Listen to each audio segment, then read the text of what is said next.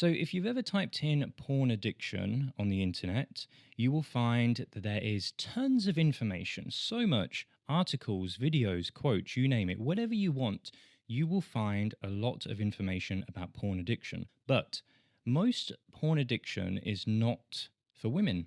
It's centered around men, men's sex addiction, men's masturbation addiction, pornography addiction. Yet many women struggle in silence. So, we're going to be looking at trauma, we're going to look at fetishes, taboo, control, some real dark and deep shadow aspects. So, everything that's mentioned today comes from real life stories and situations. This is forums, confessions, you name it. This is also from my experience meeting somebody whose job it was to remove criminal and taboo content from the internet, as well as tapping into Carl Jung and other psychoanalysts and looking at what they said about the shadow, the psychology, addiction, so that wherever you are in your recovery journey, that you will find something of value that can help you break free from this addiction. And another reason why this topic is so critical to talk about right now is due to the advancements in artificial intelligence. What AI can do now? Well, it's really a question of what can't AI do? And you may be thinking, well, what I like, what I watch, or what I read, or whatever can't really be replicated by AI, but AI will be everywhere. It can do everything, every type of content, every type of idea. AI will be able to eventually produce this content, but on steroids. It will be insane. It will give you everything and anything, and even more things you didn't even know you liked or wanted because it knew this about you. And so, if addiction is difficult to break now, and it is for many people, because, well, it wouldn't be an addiction if it was easy, right? But if it was so difficult now, can you only imagine what it's going to be like in 10 years' time? So, what's the difference between the male porn addiction and the female porn addiction? And this is quite a difficult question because there is very limited information in terms of research and data about porn addiction in general. But the information that has been gathered looking through the research and the surveys that I did this week, it seems to mainly be on men. But women are slightly more into the fantasy, the validation, the escape that fantasy brings. And this is why I think it's so difficult, especially for women, to give up porn. Because it's not only the videos, the pictures, the audio, but it's the constant companion. And so when you give this up, I mean, I'm talking about real emotional feelings here, stuff that you don't even admit to yourself sometimes, this sort of stuff. It's so difficult because it feels like a part of you is dying, or it's like you're breaking up with somebody because it's something that's always soothed you. You kind of think, well, if I had a friend and they went out with someone who drains their energy and someone who's really, really bad, it's like you would tell them, I'll just split up with that person. But yet we have this shadow inside of us that does almost like exactly the same thing as a bad relationship does. It drains our energy, it makes us feel shame and guilt. And yet we tell people, no, don't go out with him, don't go out with her. But we have this constant companion within us. So it's very interesting how the pornography cycle works. And just like with every cycle, whether it's one of those small cycles or a long term cycle, the only thing you can do is to step away, to step outside of the cycle in order to break it. To break it, you have approximately 7 seconds, and I'll explain what I mean. What I've noticed about my own addictions in life is that once the thought arises, sometimes it's very faint, just something in the back of your mind saying, yeah, you should do this, yeah, you should eat a load of chocolate, yeah, why don't you just watch Netflix for the next 6 hours instead of doing work? You've got that feeling that comes into your mind, and I've watched it and I've kind of worked out how long I've got. So I noticed at the beginning I had just a couple of seconds. As soon as the thought came, within a few seconds, I was going down to the shops to buy some chocolate or some sugar. But in those early days, you often have a couple of seconds. And so in order to break free from the cycle, it must be it must be an immediate action that you take to break the cycle, because there is nothing that will stop you if you are automatically you're addicted, and it's an automatic process that you run through. And so in the evening time, in the night time, in the day, whenever it is you find yourself watching pornography, it will just happen. It will, if you are addicted, truly addicted, or maybe severely addicted, it has already consumed you as an individual. It's so automatic that you don't even think that you're doing it. And so the only thing you can do, at least from the very beginning, is to build a little bit of time, even if it's only 7 seconds at the beginning. And in that 7 seconds where you've got awareness, is to say, right, let's go out, let's do this, automatically do something, change. It has to be something physical, it has to be something with a mind. It can't just be either or. You have to get the body moving, you have to get the mind moving every single time. And your body, your mind will not want to, because you're so addicted to doing, to masturbating and watching porn at that moment. And then what happens when you relapse? Well, you feel like crap. You feel very, very, very bad about yourself, because you said you wouldn't do it. You said, this is not who I am. This is against my values. I feel shame. I feel guilt. It's really horrible, because some people, they experience it for, if you've, I would say, not newly addicted, but those people who are not severely addicted can feel bad for maybe half an hour or an hour or so. But then those people who are severely addicted, once they relapse, they can feel terrible for days. It feels like all their energy is out of them, and they just feel that they're such a bad person. And this is a problem of this shame and guilt that we experience. Because once we feel like that, it's the next part of the cycle. And so we can start to watch again or read again or whatever it is we're doing to escape from these feelings. And it's so, when you see it like that, it's so obvious that this is how our brain works. But in that moment, it happens often so quickly and so subtly. And this is deep within our subconscious and in our shadow as well. So it's very difficult for us to bring awareness to it. And then the question arises, why do you do it? For many people, it solves a subconscious need of some sort. I often spend a little bit of my free time reading ancient texts because I find it helpful for my spiritual development. And in a piece that I was reading the other day, I found it very fascinating because it was talking about addiction. It didn't obviously mention porn addiction, but it was talking about addictions that men and women face, and how they framed addiction was a soul wound. They said that addiction was a wound of the soul. So for those people who have an addiction to pornography, it's not necessarily that it's something in them that's bad or evil. It's that they need healing. It's a healing of sorts. This addiction is not who you are, but it does show us that there may be parts of your psyche or shadow or subconscious somewhere deep within you that needs to be whole again, that needs to be healed. And I don't know what that is. I don't know if it's some trauma that happened in the past. I don't know if it's something that happened like a past relationship.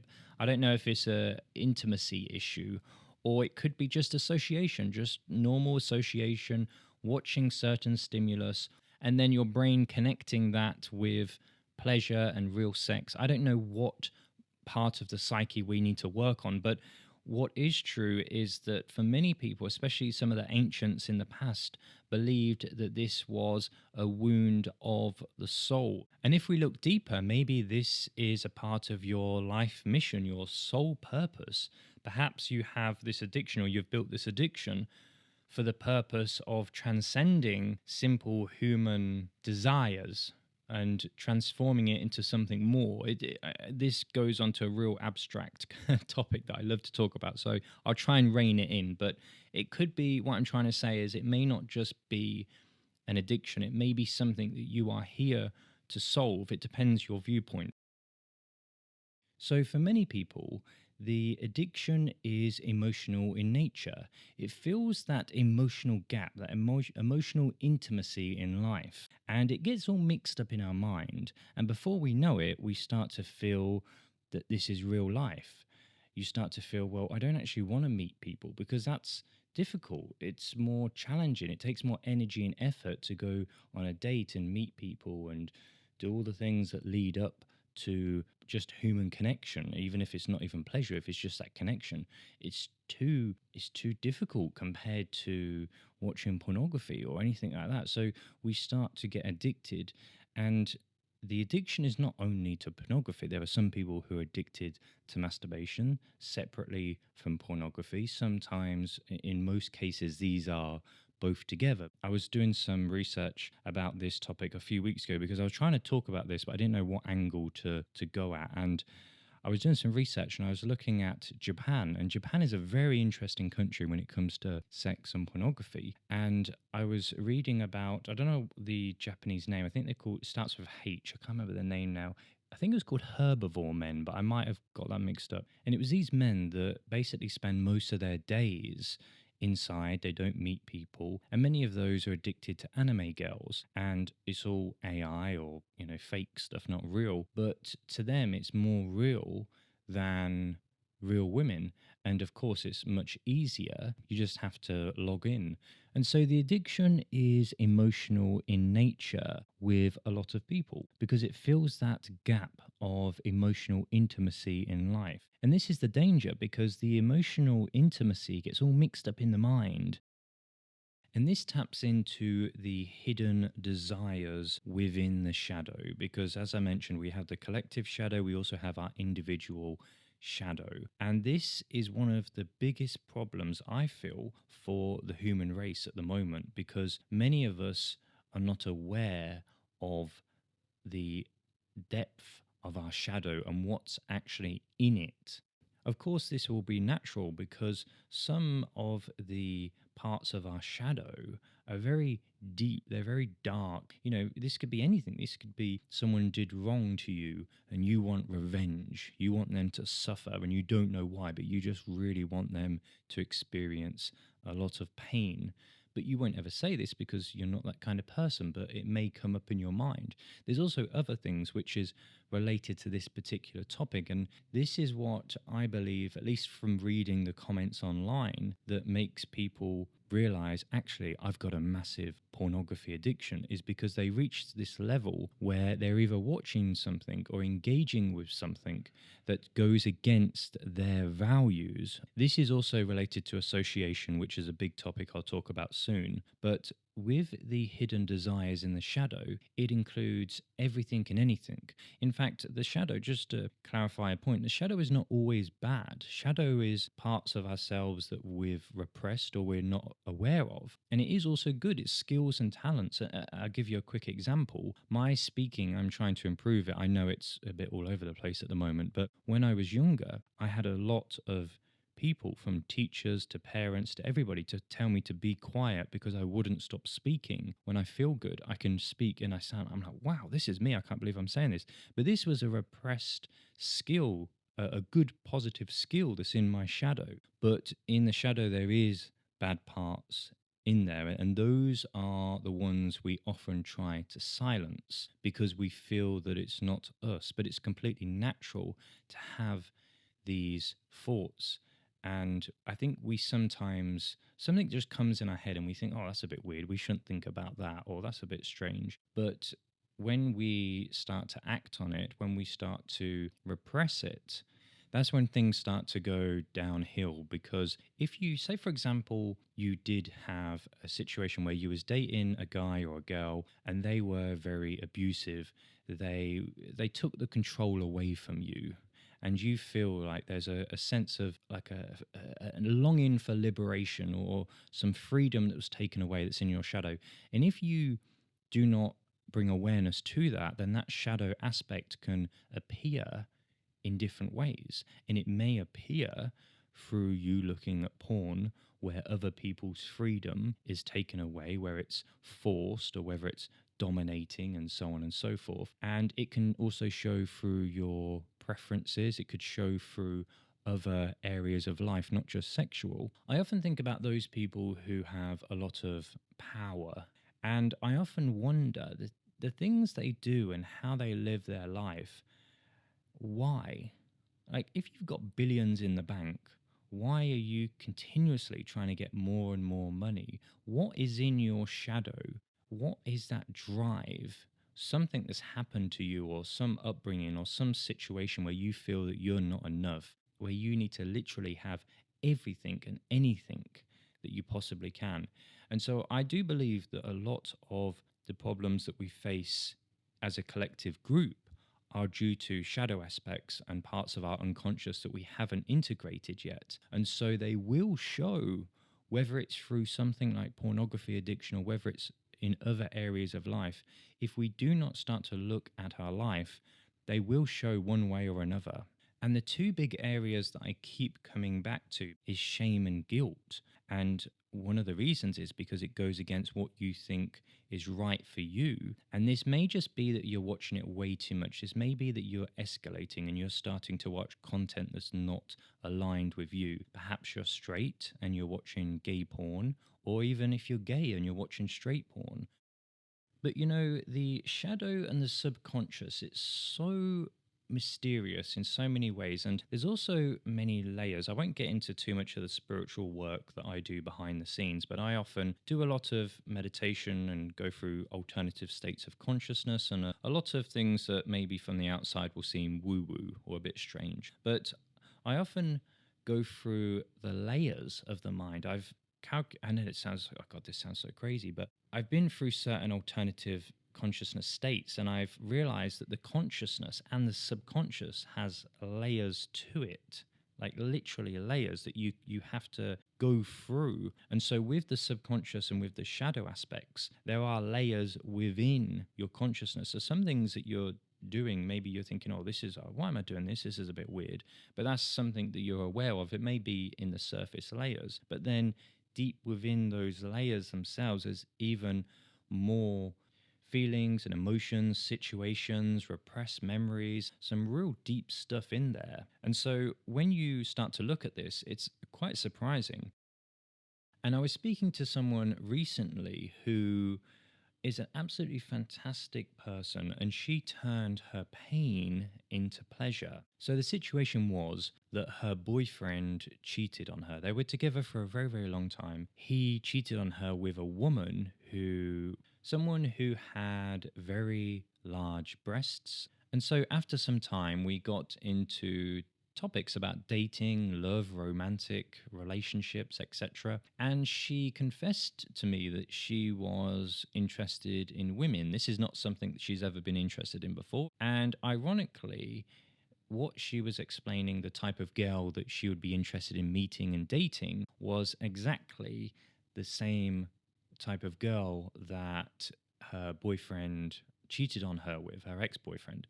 Now, I'm not suggesting that this was because of that situation, but it is very ironic. And I often wonder, I never said this to her, but I often wonder if she still would have been interested in women, or interested in women who match this particular body type, if it wasn't for that situation that happened to her.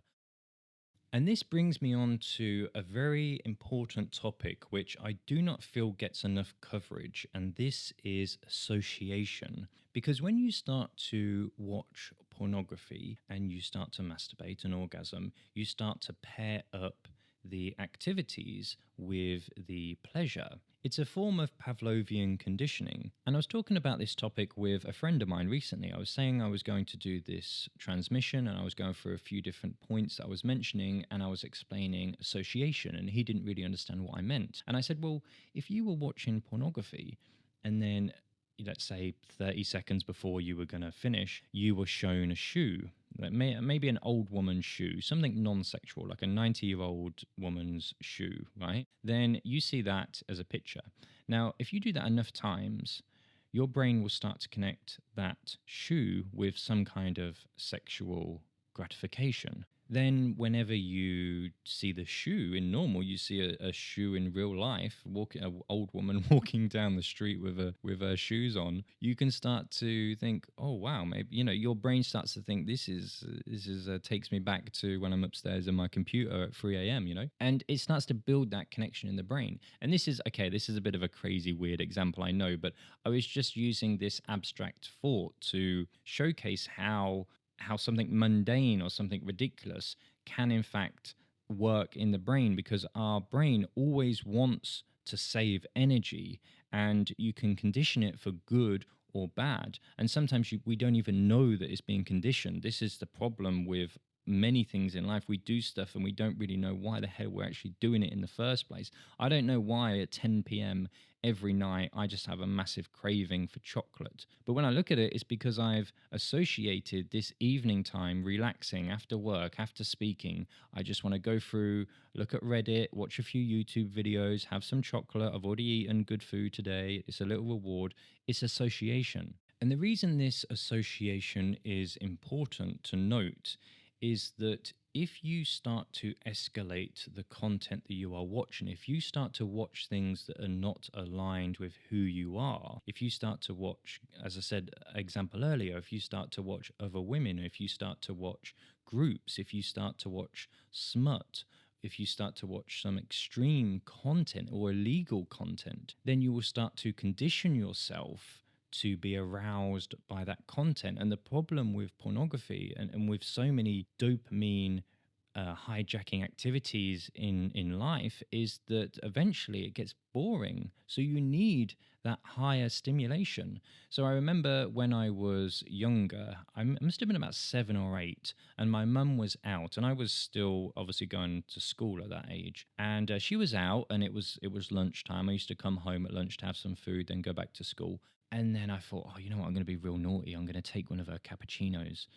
And I've never had coffee before, and I felt so naughty. I was like, oh, this is so bad. I shouldn't do this. Anyway, I had a cappuccino, and no word of a lie, I must have been awake for 3 days. It was intense. My heart was beating out of my chest. I felt like it was going to explode. I felt my blood was just rushing around. My mind couldn't switch off. I mean, I did great at school. I must have been the best in the class for at least a couple of days. I made this a bit of a ritual, and I noticed that after a few weeks, that one coffee at lunchtime, it wasn't that strong because that high is not high anymore. And so what I'm saying is the content escalates. And this reminds me of a story about somebody I was dating with around about 5 years ago. I live in Asia, and during that time, it was during COVID-19. And her job was as a content moderator. She was a team leader of content moderating. She did the job, but then she got promoted. And she worked for a Western social media company. And her job was to remove pornography from this platform. Now, she never watched porn in her own time. And we got talking, and it was one of those jobs I felt like probably doesn't get enough recognition, because I couldn't even imagine doing that. To see pornography 9 o'clock, 5 o'clock every single day, the most graphic content you could ever imagine, it must be the hardest job that you could do mentally. And so she was telling me situations where she had several meetings with people because they actually had a therapist in the call center. Because if you can imagine, if you watch that sort of content, and if it's your job, you can start to be desensitized by everything. So imagine, for example, you're watching something a little bit kinky, and that's the highest of high. This is like, wow, this is crazy.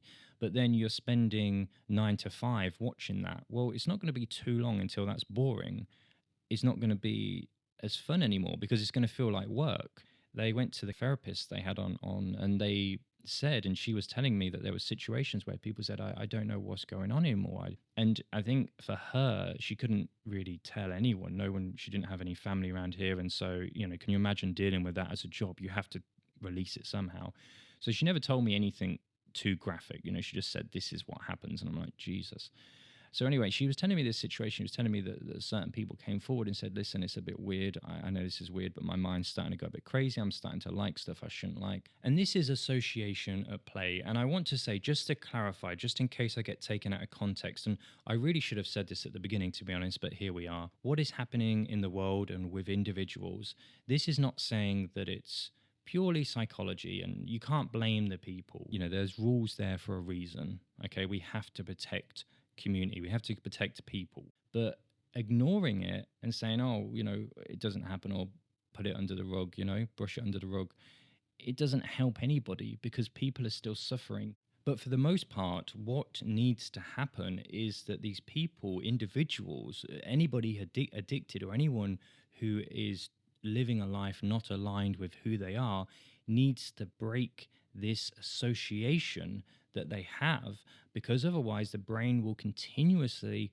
learn that this is okay and normal to do and this is how it is. And the only thing that could be done is to break the link. Otherwise, the cycle will just continue to go round and round and round. And the sexual life must be rebuilt. It must be rebuilt into something that you feel is acceptable. This includes how you spend your sexual energy, how you receive sexual energy. Are you okay with being with different people every so often?